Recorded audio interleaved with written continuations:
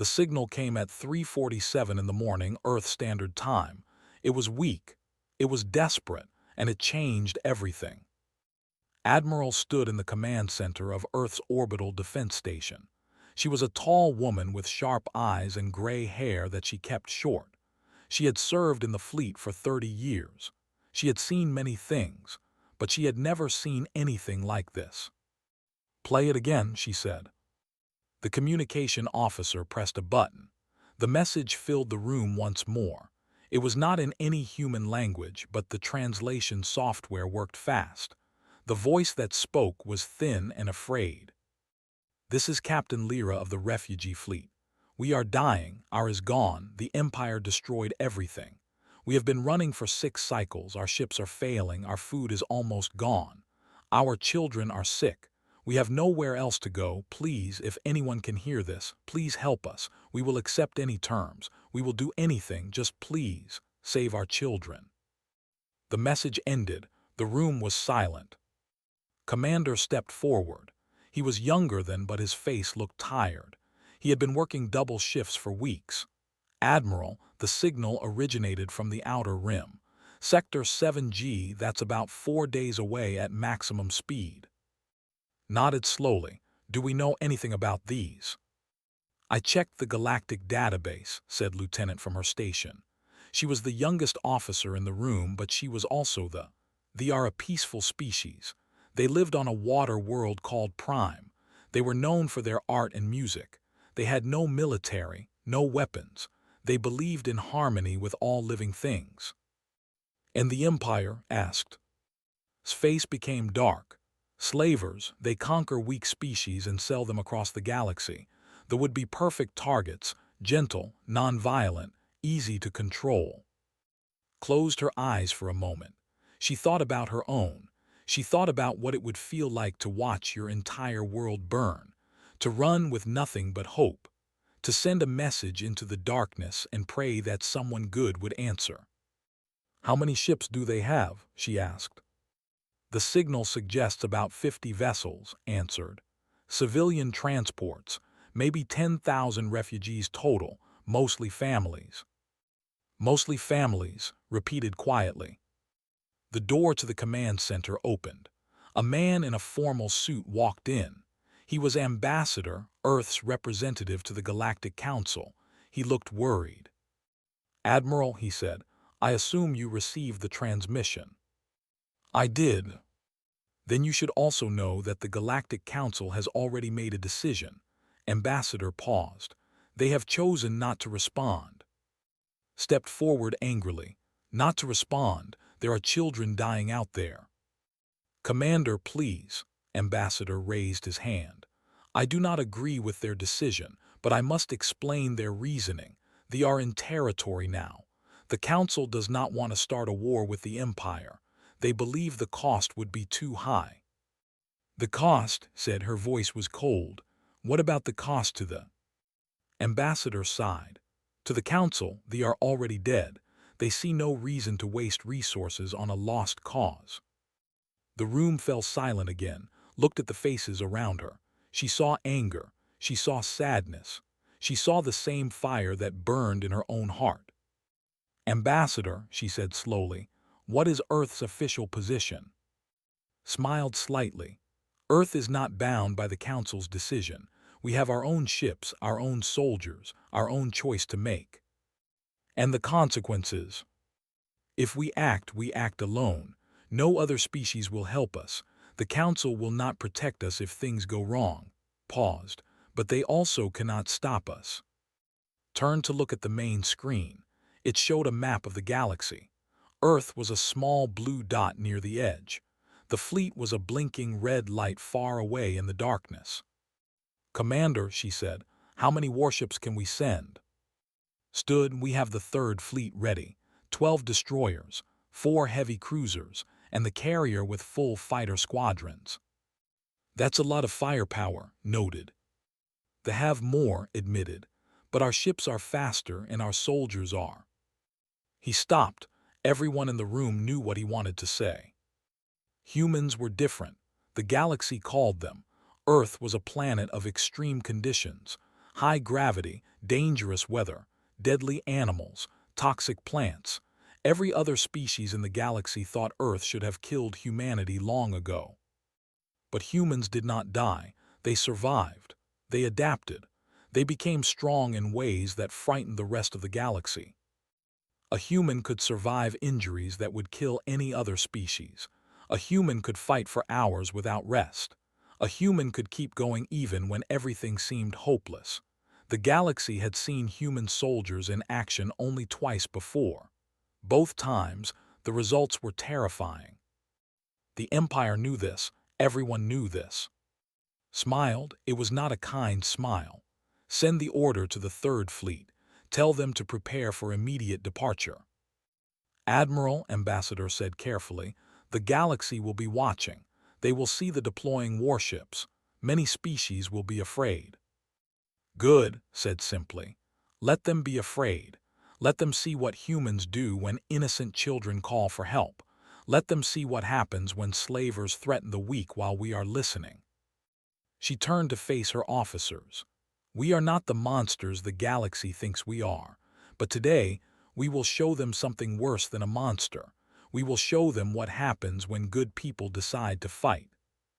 Saluted, the fleet will be ready in 2 hours, Admiral. Make it 1, replied. Those children have waited long enough.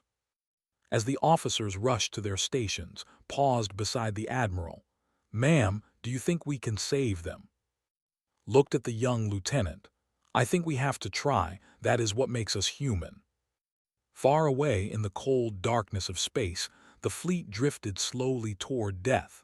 Captain Lyra sat alone on her bridge, staring at the stars. She had sent her message hours ago. She did not expect anyone to answer. No one ever helped the weak. That was the way of the galaxy. She did not know that on a small blue planet called Earth, warships were already powering up their engines. She did not know that they had heard her cry.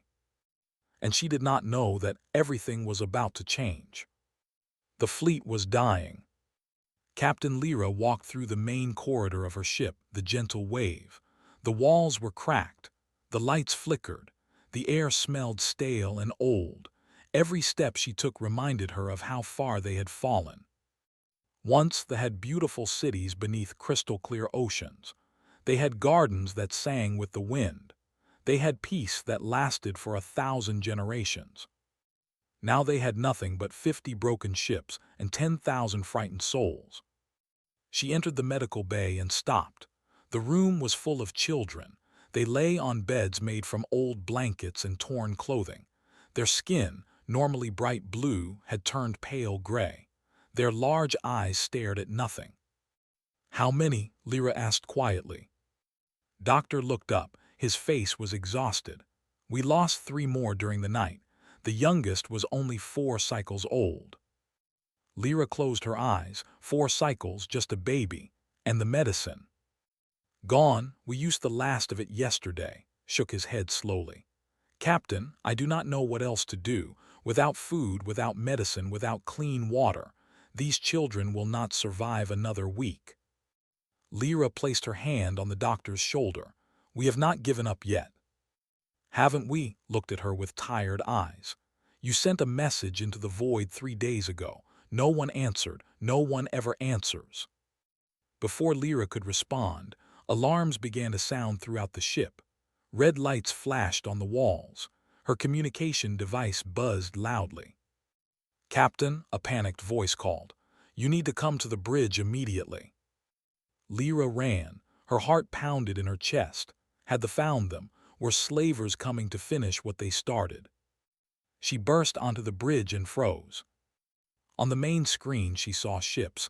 Not ships, not ships. These were different. They were dark and angular, built for war. Their hulls were covered in weapons. Their engines burned with blue fire. There were 16 of them, and they were heading straight for the fleet. What are they? Lyra whispered. Her navigation officer, a young male named, was shaking.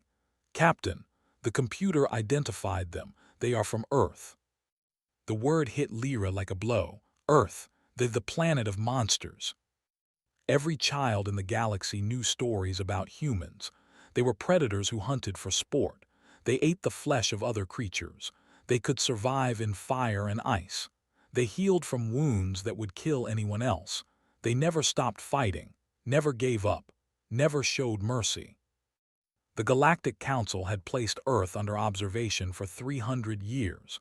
They were waiting to see if humans would destroy themselves. Instead, humans built ships and reached for the stars. They received our message, said. They are responding. Responding, Lyra felt sick, or hunting. The communication panel lit up. Someone was trying to contact them. Lyra stared at it for a long moment. Her hand trembled as she reached for the button.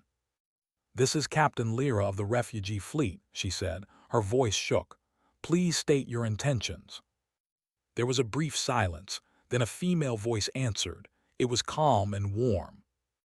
"Captain Lyra, this is Lieutenant of the Earth vessel. We received your distress signal. We are here to help." Lyra did not understand. "To help? Why would you help us?" "Because you asked." The human's voice sounded confused, as if the answer was obvious. "You called for help, we came." Looked at Lyra with wide eyes. Neither of them knew what to say. The screen changed. A new image appeared. It showed a human female. She had dark hair and kind eyes.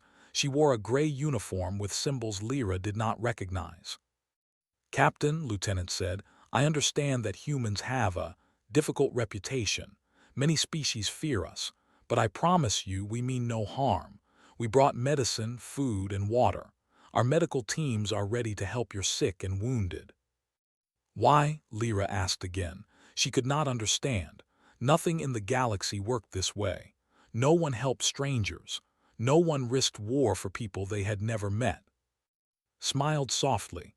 "On Earth we have a saying, when someone calls for help you answer. It does not matter who they are, it does not matter what it costs, you answer, because that is what good people do." Lyra felt tears forming in her eyes. She had spent so long expecting death. She had prepared herself to watch her people disappear forever. And now these creatures, these monsters from legend, were offering salvation. "I do not understand you," Lyra whispered. "The stories say humans are killers, destroyers. Why would you save us?" His expression became serious. "The galaxy tells many stories about us. Some are true. Humans can be very dangerous. We have fought terrible wars. We have done terrible things." She paused. "But we have also learned. We have learned that true strength is not about destroying. It is about protecting. The weakest, the most vulnerable, the ones who cannot fight for themselves." The bridge was silent. Every officer stared at the screen. "Captain Lyra," continued, "we know the Empire is hunting you. We know the Galactic Council refused to help, but Earth has made a different choice. We will protect your fleet. We will escort you to safety. And if they try to stop us," her eyes hardened, "they will learn why the galaxy fears humans." Lyra looked at her crew. She saw hope in their eyes for the first time in months. "Lieutenant," she said slowly, "I accept your offer, but I must ask, what do you want in return?" Tilted her head. "In return?" "Yes, nothing is free. What payment do you require?" The human woman laughed softly. It was a warm sound full of genuine joy. "Captain, we do not want payment, we want to help. That is all. When you are safe, when your children are healthy, when you have found a new home, that will be enough for us." Lyra did not know how to respond. In all her years, she had never encountered such kindness from strangers. "I think," she said finally, "that the galaxy has been wrong about humans." "Perhaps," replied, "or perhaps you just needed to meet the right ones." She smiled again. "Now, Captain, please lower your shields. Our medical shuttles are ready to launch. We have doctors who are very excited to help your children." Lyra gave the order. Around her, officers moved quickly, preparing to receive the humans. Through the window, she watched small ships leave the massive Earth carrier. They were painted white with red symbols. Medical vessels, ships of healing, not war. Behind them, the dark warships waited, silent, powerful, ready to destroy anyone who threatened the weak. Lyra finally understood. The humans were not monsters. They were something far more complicated. They were protectors who could become destroyers, healers who could become killers. They chose kindness, but they were always ready for violence. And right now, they had chosen to protect the. For the first time in months, Captain Lyra allowed herself to hope. The came on the second day. Lieutenant was on the medical shuttle when the alarm started. She was helping a child drink clean water. The little girl had bright blue skin and enormous eyes that watched with wonder. "What is happening?" the child asked in her small voice. Checked her communication device. Her stomach dropped. "Stay here, little one. Everything will be fine." She ran to the cockpit. The pilot, a young man named, was already working the controls. "How many?" demanded. 32 warships, battle cruisers. His face was pale but steady. "They dropped out of hyperspace 2 minutes ago. They are demanding we surrender the." Looked at the screen. The ships were ugly things. They were covered in spikes and blades, designed to frighten as much as fight. Each one was twice the size of a human destroyer. "Get us back to the," she ordered, "now." The shuttle turned and accelerated. Through the window, could see the human fleet moving into formation. The 12 destroyers spread out in a defensive line. The 4 heavy cruisers moved to protect the ships, and the carrier launched fighter after fighter into the black sky. On the bridge of the, commander stood like a statue of stone. His eyes never left the enemy fleet. "They outnumber us 2-1, his tactical officer reported. "I can count," replied calmly. "Sir, the commander is demanding to speak with you." Nodded, "Put him through." The screen flickered, appeared. He was large and reptilian, with scales the color of rust and eyes like yellow fire. His mouth was full of sharp teeth. "Human," the commander growled. "I am warlord of the Empire. You are interfering with imperial business that belong to us. Surrender them now and we will let you leave alive." Did not blink. "Warlord, I am commander of the Earth Defense Fleet. They are under our protection. They will not be surrendered. They will not be harmed. And they will not become your slaves." Laughed. It was an ugly sound. "You are brave, Fura, but you are also foolish. You have 16 ships. I have 32. This is not a battle you can win." "Perhaps," said, "but it is a battle you will regret starting." The commander's smile faded. "You threaten me." "No, I am making a promise." Leaned forward. "I know what your empire does. You hunt the weak. You steal children. You break families and sell them like property. On Earth, we have a word for creatures like you. We call them monsters." Snarled. "And what do you call yourselves?" His eyes were cold. "We call ourselves human, and today you will learn what that means." He cut the communication. The screen went dark. "All ships," announced through the fleet channel, "prepare for combat. Protect thee at all costs. We did not come this far to fail." They attacked first. Their ships fired missiles and energy beams in a wave of destruction. The space between the fleets filled with fire and light. But the humans were ready. The destroyers moved like dancers, dodging attacks that should have killed them. Human pilots flew their fighters through impossible gaps, firing with perfect accuracy. The heavy cruisers absorbed hits that would have destroyed any other ships, then fired back with devastating power. Watched the battle unfold. His heart was calm. He had trained for this his entire life. Destroyer target their command ship. Cruiser break their left flank. Fighters protect the civilian vessels. Orders flew across the fleet. Human ships responded instantly, moving as one. The first cruiser exploded, then a second, then a third. Warlord could not believe what he was seeing. His ships were larger, his weapons were stronger, his numbers were greater, and yet the humans were winning. "How is this possible?" he roared. "They are only 16 ships."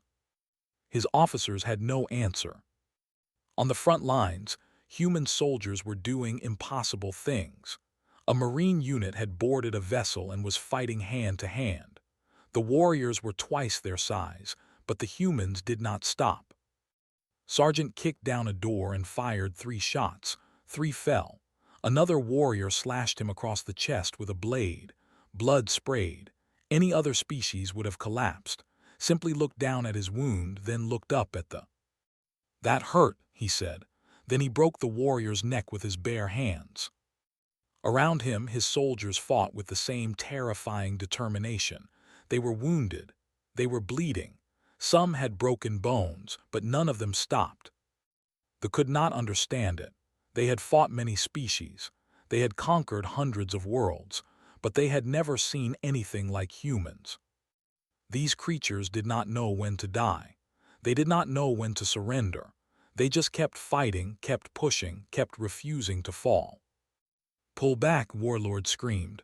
"All ships pull back." But it was too late. The human fighters swarmed around the command ship. Commander's voice echoed through every speaker. "Warlord, your fleet is broken. Your soldiers are dying. You have one chance to survive. Retreat now.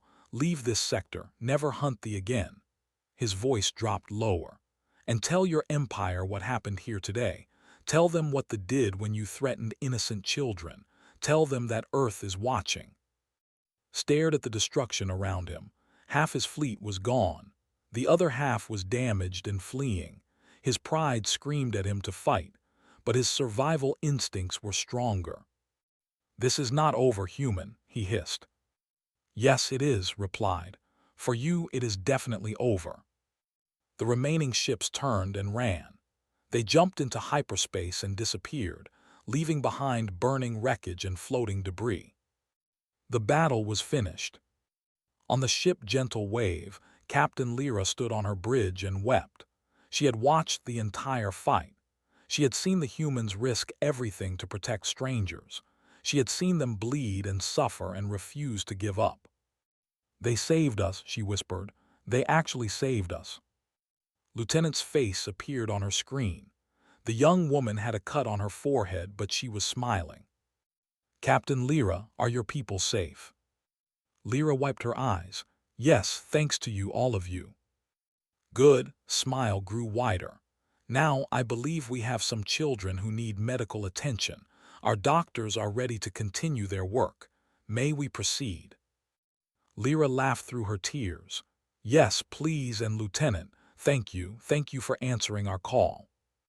"Always," said simply. "We will always answer." The human medical shuttles resumed their work. Doctors treated the sick. Soldiers shared their food. Engineers helped repair broken ships. And somewhere in the void, the Empire was learning a lesson they would never forget. The galaxy might call humans monsters. The galaxy might fear their strength. But on this day, those monsters had chosen to become guardians. And the universe would never be the same. 3 days had passed since the battle. The fleet looked different now. Human engineers had repaired the damaged ships. Human technicians had fixed the broken engines. What was once a dying collection of metal was now alive again, humming with power and hope. Captain Lyra walked through the medical bay of her ship. She barely recognized it. Clean beds had replaced the torn blankets. Proper medical equipment lined the walls. And the children, her precious children, were no longer gray and dying. They were laughing. A small girl with bright blue skin ran past Lyra, chasing a human medic named. The young man was pretending to be slow, letting her catch him again and again. "Got you," the child squealed. Fell dramatically to the floor. "Oh no, you are too fast for me, I surrender." The little girl giggled and jumped on his chest. "Again, again." Lyra stopped to watch, looked up and saw her. He smiled and gently sat up, holding the child in his lap. "Captain," he said, "the children are feeling much better. The medicine worked perfectly." "I can see that." Lyra's voice was soft. "Medic, may I speak with you?" "Of course," handed the little girl to another child who had been watching. "Go play with your friends. I will be back soon." The children ran off, their laughter echoing through the hallway, stood and faced the captain. "How can I help you?" he asked. Lyra studied him carefully. He was young, probably not much older than 20 cycles in years. His eyes were warm. His hands, which could probably crush stone, had been gentle with every child they touched. "I do not understand your people," she admitted. Tilted his head. "What do you mean?" "3 days ago, I watched your ships destroy a fleet. I saw your soldiers fight with a fury that terrified me. I watched them take wounds that should have killed them and keep fighting." She paused. "And now I watch you play with children like you are their oldest friend. How can the same species do both things?" Was quiet for a moment. Then he sat down on a nearby bed and patted the space beside him. Lyra hesitated, then sat. "Captain," said slowly, "on Earth we have a long history. It is not always a good history. We have fought many wars. We have hurt each other in terrible ways, but we have also learned." "Learned what?" "That the capacity for violence and the capacity for love are not opposites. They come from the same place." He touched his chest. "Here, in the heart. We fight so hard because we love so deeply. We protect because we care. The same strength that makes us dangerous in battle makes us gentle with those who need gentleness." Lyra thought about this. "But the galaxy fears you. They call you monsters." "Yes, and maybe they are right to be careful." His voice was honest. "Humans can be terrible. When we are angry, when we are hurt, when we feel threatened, we can do horrible things. But that is not all we are. It is not even most of what we are." He looked toward the children playing in the distance. "Most humans just want what everyone wants. We want to love and be loved. We want to protect our families. We want to see our children grow up safe and happy. We want to make the universe a little better than we found it." "And the soldiers?" Lyra asked. "The ones who fought so brutally against the—" "They have families too. Commander has 2 daughters. Lieutenant has a younger brother she raised after their parents died. Sergeant, the one who boarded the enemy ship, he volunteers at a school for disabled children when he is not on duty," smiled sadly. "We are not fighting machines, Captain. We are people. We fight because there are things worth fighting for." Lyra felt tears forming in her eyes again. She had cried more in the past 3 days than in the past 3 years. "I spent so long being afraid of humans," she whispered. "My whole life I heard stories, warnings, tales of the monsters who would destroy anything in their path, and when your ships appeared I thought it was the end." Placed his hand gently on her arm, "But it was not the end." "No," Lyra wiped her eyes, "it was a beginning." They sat in comfortable silence for a while. Through the window, Lyra could see human and ships floating together. She could see shuttles moving between them, carrying supplies and people. 2 species from opposite ends of the galaxy, working as one. "Medic," she said finally, "may I ask you something personal?" "Of course." "Why did you choose to come? You could have stayed safe on Earth. You did not have to risk your life for strangers." Thought about the question. "When I was young, about 7 years old, there was a fire in my building. I was trapped in my room. I could not get out. I was going to die." His voice was quiet. "But then a stranger ran into the flames. He did not know me. He had no reason to help, but he carried me out on his back while the building collapsed around us." "What happened to him?" "He died. The roof fell on him just as we reached the street. He saved my life and lost his own." Eyes were wet. "I asked my mother why he did it. She said some people cannot walk away from those who need help. It is just how they are made." He looked at Lyra. "I became a medic because of that man. I wanted to be like him. I wanted to be the kind of person who runs toward the fire, not away from it. When I heard about your distress signal, about your children dying alone in space, I knew I had to come. I did not have a choice. Or rather, I had a choice, and there was only one answer I could live with." Lyra understood now. Humans were not monsters. They were not angels either.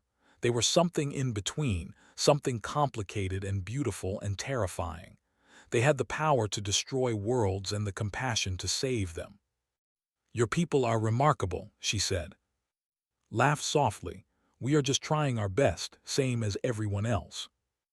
A small voice interrupted them. "Come play." The children had returned. They crowded around the medic, pulling at his hands and clothes. Grinned at Lyra. "Duty calls, Captain." He let the children drag him away. Soon he was back on the floor, pretending to be a monster while Tiny climbed all over him. Lyra watched with a full heart. These humans had crossed the galaxy to save her people. They had fought and bled and died for strangers, and now they were playing with children like nothing had happened. She understood now why the galaxy feared them, but she also understood why they should not. Humans were not monsters. They were something far more wonderful. They were guardians. And for the first time since her world burned, Captain Lyra felt truly safe. The message spread across the galaxy like fire. Every species heard the news. They had answered a distress call. They had destroyed a fleet. They had protected alien refugees and asked for nothing in return. In the halls of the Galactic Council, representatives whispered in shock. This was not how humans were supposed to behave. They were supposed to be dangerous animals, barely civilized, waiting for a chance to destroy. Instead, they had become saviors. Admiral stood on the bridge of as the fleet approached Earth. She had not slept in days. Her body ached, her eyes burned, but her heart was full. "Admiral," Lieutenant said softly, "we are receiving transmissions from across the galaxy. Everyone is asking the same question." "What question?" Why did we help why did we risk war with the Empire? Why did we do any of it?" Smiled tiredly. "And what are you telling them?" Shrugged. "The truth. We helped because we could, because it was right, because when someone calls for help, humans answer." Through the window, Earth appeared. A small blue and green ball floating in the darkness. It looked peaceful, beautiful. Hard to believe it was that had produced the most feared species in the galaxy. Captain Lyra's face appeared on the screen. "Admiral, we are approaching your planet. What should we expect?" "Expect a welcome," replied. "The people of Earth have been following your journey. They know what you have been through. They want to help. But we are strangers, aliens. We look nothing like you." Laughed softly. "Captain, on Earth, we have thousands of different cultures, hundreds of languages, and people who look very different from each other. But we learned long ago that differences do not matter. What matters is what we do, how we treat each other, and who we choose to be." Lyra was silent for a moment. Then she said, "Your species continues to surprise me." "Good, that means we are doing something right." The fleet entered Earth orbit. Below, millions of people looked up at the sky. They could see the ships surrounded by Earth's warships like a protective shield. News broadcasts showed the images to every corner of the planet. The world watched as the refugees came home. Landing sites had been prepared on every continent. Volunteers waited with food, clothing, and shelter. Medical teams stood ready to help the sick. Families had opened their homes to strangers they had never met. Commander guided the first transport to a landing zone in Korea. As the ship touched down, he took a deep breath and walked to the exit ramp. Outside, thousands of people had gathered. They held signs in multiple languages. "Welcome, you are safe now. This is your home too." The door opened. Captain Lyra stepped out first. She was followed by Doctor and a group of elders. Behind them came the children. For a moment, everyone was still. Humans and stared at each other across the gap between worlds. Then a small human girl broke free from her mother's hand. She ran forward, her tiny legs pumping, until she reached a child about her size. She held out a stuffed animal, a toy rabbit with floppy ears. "For you," the human girl said, "so you are not scared." The child looked at the toy. She looked at the human girl. Then she smiled and took the rabbit, hugging it to her chest. The crowd erupted in cheers. Humans rushed forward to embrace the newcomers. Children laughed and played together. Adults shook hands and wiped tears from their eyes. Captain Lyra watched in amazement.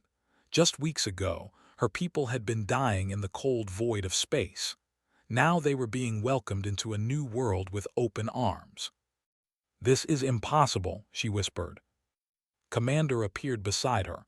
"No, this is human." She turned to look at him.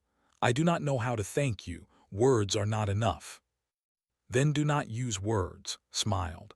"Live well, raise your children in peace, build a future that honors those you lost. That is all the thanks we need." Over the following weeks, they settled into their new home. They were given land on a beautiful island in the Pacific Ocean. The climate was similar to their lost, warm and wet with plenty of water. Human engineers helped them build new cities. Human teachers helped their children learn. Human doctors continued to treat the sick and injured. And slowly, something wonderful happened. The two species began to blend. Music mixed with human instruments. Human art inspired painters.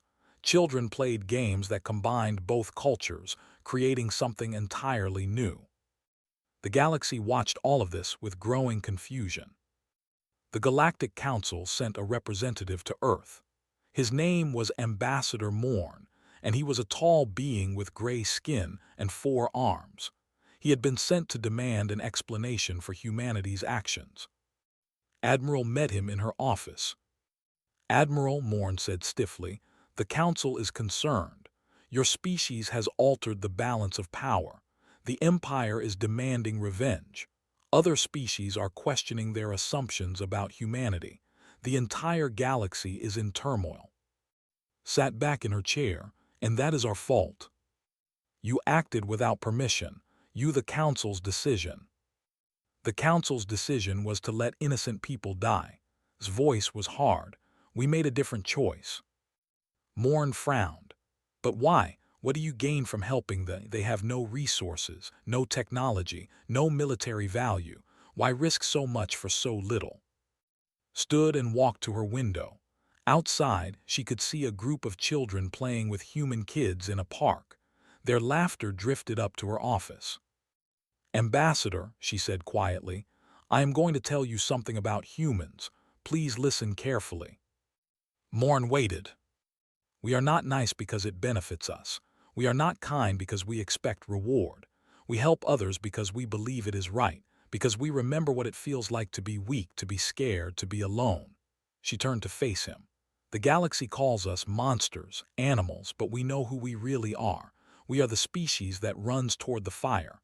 We are the ones who hear a cry for help and answer, not because we have to, because we choose to." Morn was silent for a long time. Finally, he spoke. "The Council does not know what to do with you." Smiled. "Then perhaps the Council needs to change." The ambassador left without another word, but something shifted in the galaxy that day. Other species began to question the old stories about humans. They began to wonder if they were not monsters after all. And on a small island on Earth, 10,000 refugees started their new lives. They would never forget their lost. They would carry that pain forever, but they would also carry something else. They would carry the memory of the day when strangers became family, when monsters became guardians, when a desperate SOS reached Earth and they answered. Captain Lyra stood on a cliff overlooking the ocean. The sunset painted the sky in colors she had never seen before. Beside her stood Lieutenant, who had become her closest friend. "It is beautiful," Lyra said. "Yes," agreed, "it is." "Do you think we will be happy here?" Put her arm around Lyra's shoulders. "I think you will be more than happy. I think you will be home." Lyra leaned into the embrace. For the first time since her world burned, she believed it. The galaxy was vast and cold and often cruel. But there was one small blue planet where strangers helped strangers, where the strong protected the weak, and where even the deadliest species in the universe had learned to choose love over fear. And that was enough. That was everything.